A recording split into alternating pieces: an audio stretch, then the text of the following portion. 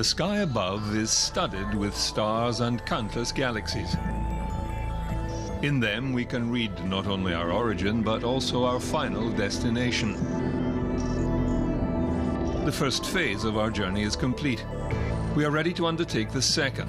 With robotics, advanced technologies, and sheer daring, we are now going to places that before we only dreamt we might ever reach.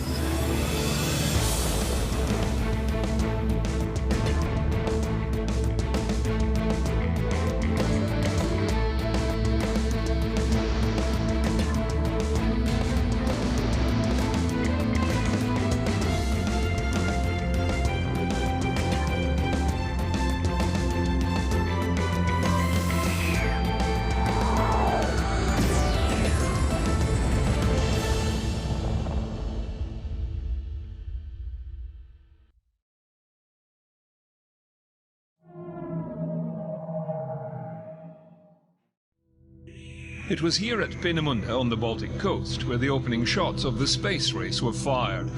Not an auspicious occasion. The backdrop to this extraordinary effort was World War. The chief engineer did mutter, however, the rocket functioned perfectly, it just hit the wrong planet. Time and tide have changed that frontier. Now science and commercial imperatives lead the way. Our push into the new frontier is now genuine and humane, guided by science and the hunger for discovery. Soon it will be underpinned by the commercial realities of tourism and mining.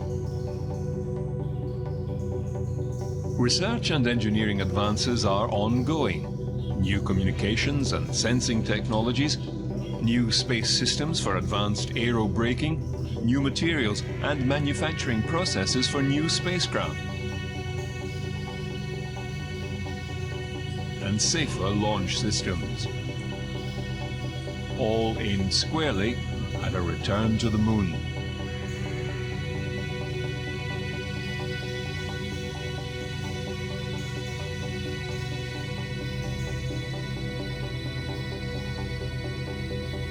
Then, on to Mars for a long-term stay.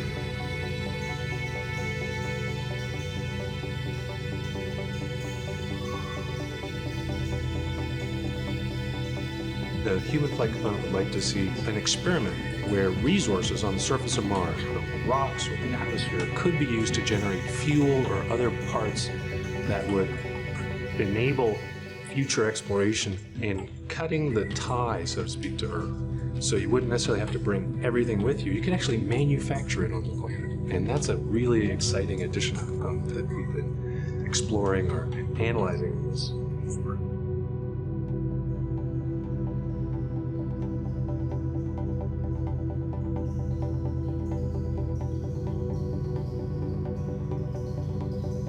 This will extend our reach even further, with planned excursions to the asteroids and comets giving us access to even greater resources.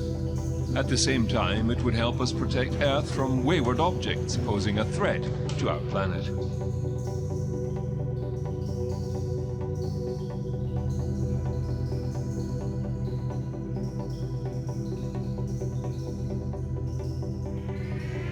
Then there is the challenge of the greater solar system, visiting the outer planets and their moons. Jupiter's Europa, Callisto, Ganymede,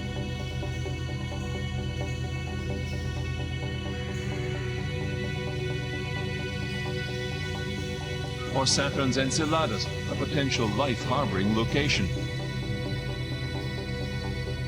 Or cloud-covered Titan, which holds vast hydrocarbon resources. Then, the great interstellar voyages to other stars and other planets. Like HD 189733b, a gas giant. Or Gliese 1214b, a water world. Or even Kepler 186f, a nearby Earth-like planet.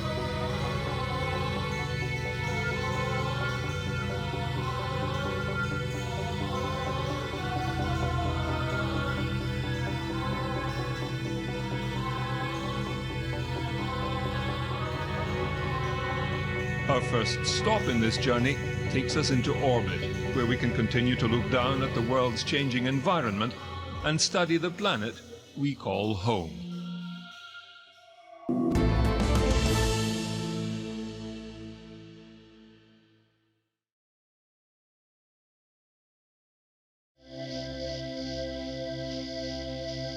We humans are mere passengers on board this vessel called Earth. We cannot control the direction she takes, how fast she spins, but we can influence her complex and dynamic ecological climate engine. To study this machine that sustains us, scientists have used satellites as one of their primary tools. Of the 6,600 satellites launched so far, some 3,600 remain in orbit, with only 1,000 still operational. There are two main sorts of satellites that we use for weather forecasting. The first sort is the geostationary satellite. Now, these geostationary satellites are launched into orbit at 36,000 kilometers above the Earth's surface. And at this height, they orbit the Earth precisely once per day. I can illustrate it like this. The Earth rotates around its axis on a 24-hour basis, and at the same time, the satellite orbits the Earth. So it always stays over the same point of the Earth. In this way, it takes an image of the Earth, now with our MSG series, every 15 minutes, and it can provide very high rapid update cycles from that data. The other main sort of weather satellites we have are the polar orbiters. Now, these orbit the Earth on a much lower altitude, about 800 kilometers, and they orbit pretty much over the North and South Pole in what we call a sun-synchronous orbit. Now, because they're much lower down, they're able to provide us with a much more detailed view of the Earth and the atmosphere. The complexity of the Earth climate model is due to a range of variable inputs, from solar radiation, solar winds, magnetic fields, gravity, thermal absorption, to water temperature and salinity, ice and cloud coverage, carbon dioxide and other trace gases in the atmosphere, to name just a few. The first order of business has been to monitor our weather.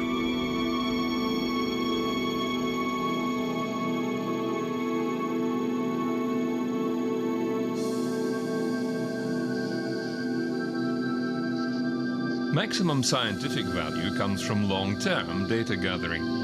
It has to be reliable, continuous and uninterrupted. To this end, ESA and EUMETSAT have launched their latest satellite, METOP-B. METOP-B is particularly important to provide continuity of this data. This data has the largest single impact into the weather forecasting system. So it's very important that we maintain this capability, and for climate purposes it's very important that we maintain a continuous record in time. Apart from accurate weather data, it also carries a GOME, or Global Ozone Monitoring Experiment. It monitors ozone concentrations in the polar regions. This is an instrument that measures in the ultraviolet and visible part of the spectrum to retrieve information on the ozone structure in the atmosphere, which is particularly important for understanding the recovery of the ozone hole, and also it's now used within weather forecasting itself. Weather forecasting is important for everybody because weather impacts a large amount of society, economic aspects. It impacts everyday's life. Satellites improve weather forecasting, so improved forecasting enables us to provide earlier warnings, better warnings, give us more time to warn.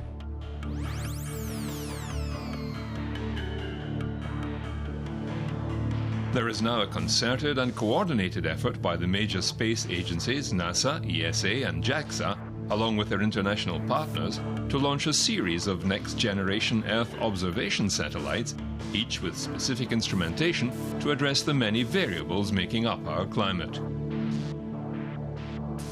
Joint partners NASA and the Japanese Space Agency have launched an international satellite mission, GPM. The Global Precipitation Measurement Mission will set a new standard of observation of rain and snow worldwide. GPM consists of a core satellite with 8 constellation satellites. With precipitation radar and a microwave radiometer, the system will collect global data every 3 hours. The GMI produces a critical reference standard which unifies all the member satellites of the GPM constellation. The instrument has 13 channels, and this greater sensitivity allows GPM to measure a greater variety of precipitation type and intensity. Each channel has a frequency range that can detect a different type of precipitation. Scientific algorithms then translate the GMI's brightness temperature data into more meaningful products, such as rain rates. Because GPM's coverage extends beyond the tropics, measuring storms like these in the mid and high latitudes will improve and expand the global view of precipitation. Conducted with the National Oceanic and Atmospheric Agency and the space agencies of France, India and China, the GPM mission data will advance our understanding of the water and energy cycles and extend the use of precipitation data to directly benefit society. Two major components of Earth's climate system are the water cycle and ocean circulation. The joint US-Argentinian Aquarius Satellite de Aplicaciones Científicas mission can map the salinity or the concentration of dissolved salt at the ocean's surface. By measuring ocean salinity from space, Aquarius will provide new insights into how the massive natural exchange of fresh water between the ocean, atmosphere and sea ice influences ocean circulation, weather and climate. One of the oldest and most venerable satellite missions to date is Landsat. A NASA and US Geological Society project begun in 1972 with the launch of the first Landsat satellite, it is the longest-running contiguous Earth imaging program. The 8th of the series is currently in orbit. It orbits over the North and South poles, taking imagery on the sunlit side of the Earth every time it passes. The Landsat 8 satellite makes 14 orbits per day and covers the entire globe every 16 days. The data from the Landsat data continuity mission will be the best data that have ever been collected from a Landsat satellite. With increasing population, our land use are changing at rates unprecedented in human history. To manage and cope with these changes, we need to have the observations, the information, the data that allow us to understand what's going on the surface of the Earth where most of us live. The data collected over 40 years of the Earth's surface has created an historic archive unmatched in quality, detail and coverage. Landsat archive that contains all of the US-held data from all of the Landsat satellites, and the LDCM data will become part of that archive. The Landsat program offers, free to anyone, the longest global record of the Earth's surface, and it will continue to deliver visually stunning and scientifically valuable images of our planet. However, the Earth's surface is predominantly water. Measuring the topography of the oceans is another challenge altogether. Begun by the Topex Poseidon satellite, a joint effort of NASA and France's Centre National d'Études Spatiales, and continued by the Jason-1 satellite, their latest mission is Jason-2, continuing to provide a long-term survey of Earth's oceans. It measures changes in the height of the sea's surface. These are used to understand shifts in ocean currents as well as sea level rise, both critical parts of global climate change. The data is used around the world to improve weather, climate and ocean forecasts. Another ocean-going measurement is the speed and direction of the winds. The Sea Winds Scatterometer is a specialized microwave radar that measures near-surface wind. The scatterometer estimates wind speed and direction over the Earth's oceans at 10 meters above the surface of the water. The instrument collects data over ocean, land and ice in a continuous 1,800-kilometer wide band, making approximately 400,000 measurements and covering 90% of Earth's surface in one day.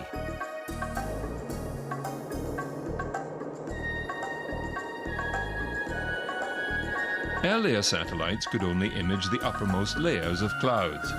CloudSat was among the first satellites to study clouds on a global basis. It looked at their structure, composition and effects. The key observations are the vertical profiles of cloud liquid water and ice water contents and related cloud physical and radiative properties. CloudSat flies in tight formation with the Calypso satellite, carrying a backscattering LIDAR, and these two satellites follow behind the Aqua satellite in a somewhat looser formation. When we started with airs on Aqua, we had two goals defined to us, before the mission started. One, provide data to the nation's weather forecasting center, which is NOAA, and improve weather forecasting. So that was the first goal achieved, and we, the science team, felt good. The second goal was improve our understanding of the climate system, the water vapor. That is the main mechanism by which weather and climate is formed here on Earth. The combination of data from the three satellites provides a rich source of information that can be used to assess the role of clouds in both weather and climate. The European Space Agency's Earth Explorer program has seen several high-tech satellites play their part in our understanding of the global climate. We have launched 3 missions, meanwhile, with fantastic results and very innovative technology. SMOS, the Soil Moisture and Salinity Satellite, observed soil moisture over the land and salinity in the oceans. Cryosat, the ice mission, measured the thickness of the massive ice sheets over Greenland and Antarctica and the marine ice in the Arctic. It used a sophisticated stereo radar system and has helped give us a better understanding of the relationship between ice and global warming.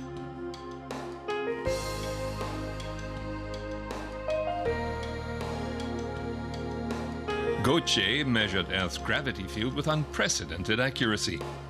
A geoid model is crucial for deriving accurate measurements of ocean circulation and sea level change, both of which are affected by climate change. This data revealed the Earth to be lumpy and quite variable across the planet. It has led to a new map of the boundary between the Earth's crust and mantle. Another piece in the climate puzzle, and a critical one, is the Earth's magnetic field. The Earth magnetic field is our lifesaver. There's no doubt about this. This shield is basically protecting us from the harmful effect of the solar wind, these high energy particles that the sun is constantly bombarding us with, and this shield is really essential for us and for our protection. The main magnetic field of the Earth is changing in time, and it is weakening by a factor of, let's say, 10–15% or so over the last 200 years. And what's actually going on in the outer core of the planet is what we really try to find out. The magnetometer package on board Swarm, it measures the magnitude and also the direction of the Earth magnetic field. And it does so in 2 locations. One, it has an instrument at the tip of the boom and also another instrument halfway down the boom. And together, they give all this precise information that we needed to decipher the secrets of the Earth magnetic field.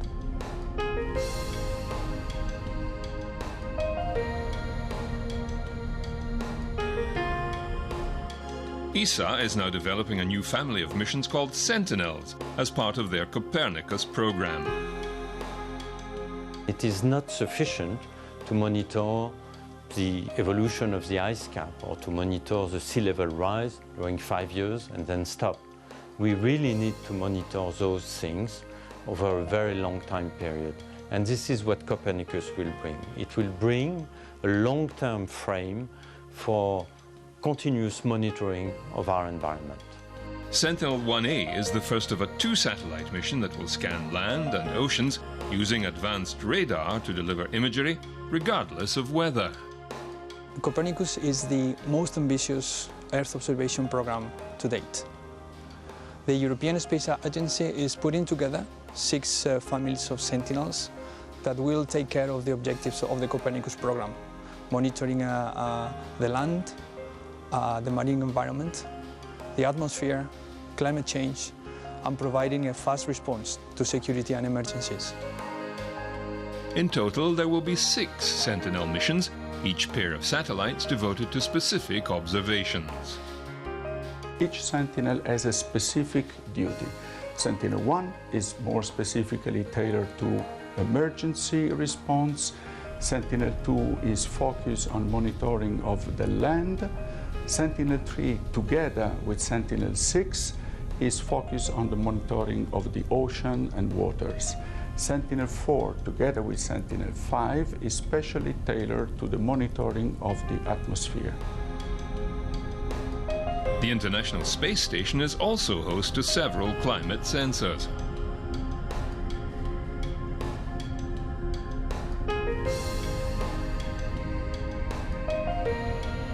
Currently, the CATS, or Cloud Aerosol Transport System, is mounted on the Japanese experiment module.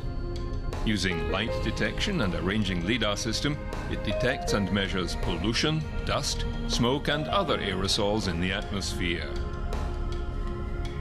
NASA will be installing another instrument, the RapidScat, onto the end of the station's Columbus module this year. It will measure ocean surface wind speed and direction and help improve forecasting and hurricane warnings. The Orbiting Carbon Observatory was NASA's first satellite dedicated to the tracking of carbon in the atmosphere, how it is reabsorbed into the biomass, and where. Unfortunately, a launch failure has caused a reschedule of the project.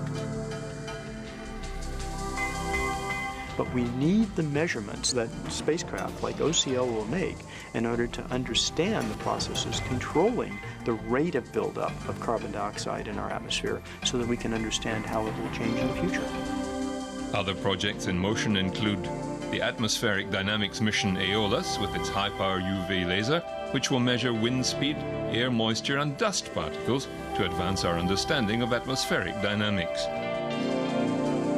EarthCare will study how the Earth reflects and traps heat. Biomass will study the state of the Earth's forests. NASA's Clario satellite will measure incident solar irradiance and the Earth energy budget. SMAP, the Soil Moisture Active Passive, is an Earth satellite mission designed to measure and map Earth's soil moisture and freeze-thaw state to better understand terrestrial water, carbon and energy cycles. The suite of satellites now in orbit and planned for the near future will be able to peer beneath the clouds, vegetation and other surface features, monitor water salinity, temperature and energy fluxes, chart ocean currents and the change in ice caps. All this data is helping to improve our understanding of climate change and also helping in a practical sense, with flood and drought monitoring, hurricane and cyclone warnings, understanding changes in water availability, food production, and the other societal impacts of climate change.